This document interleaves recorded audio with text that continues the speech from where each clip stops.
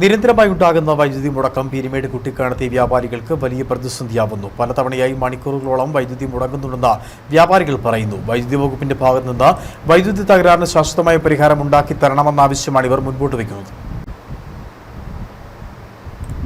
ഹൈറേഞ്ചിന്റെ കവാടം എന്നറിയപ്പെടുന്ന പീരുമേട് കുട്ടിക്കാനം ടൗണിലും പരിസര പ്രദേശങ്ങളിലുമാണ് വൈദ്യുതി നിരന്തരമായി മുടങ്ങുന്നത്.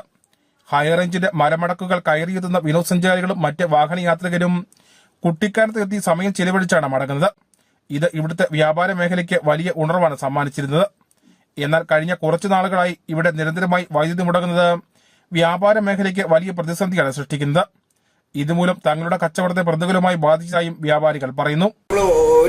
ഒരു ദിവസം ഒന്നോ രണ്ടോ പ്രാവശ്യമല്ല, ഒരു മിനിമം 25 പ്രാവശ്യമെങ്കിലും കറണ്ട് പോയി വന്ന് നിൽക്കുന്ന ഒരവസ്ഥയാണല്ലോ കുട്ടിക്കാനത്ത്. ശരിക്കും പറഞ്ഞാൽ ഇതൊരു അധികൃതർ എത്രയും പെട്ടെന്ന് ഇതിനൊരു നടപടി സ്വീകരിക്കണമെന്ന് വിനീതമായി അഭ്യർത്ഥിക്കുകയാണ്. ഇല്ലെങ്കിൽ നമ്മുടെ വ്യാപാര സ്ഥാപനങ്ങളിലെ ശരിക്കും പറഞ്ഞാൽ എല്ലാവരും വളരെ നഷ്ടത്തിലാണ് ഇപ്പം വ്യാപാര സ്ഥാപനം ഓടിക്കൊണ്ടിരിക്കുന്നത്. എന്ന് വെച്ചാൽ കറണ്ടിന്റെ ഒരു ബുദ്ധിമുട്ട് പോലെ. അടുത്ത നാളിൽ വൈദ്യുതി വകുപ്പ് കുട്ടിക്കാനം ടൗണിൽ ട്രാൻസ്ഫോമർ സ്ഥാപിച്ചിരുന്നു. തുടർന്ന് ഈ ഭാഗത്തെ കണക്ഷനുകളെല്ലാം ഈ ട്രാൻസ്ഫോമറിന്റെ കീഴിലേക്കാണ് മാറ്റിയത്.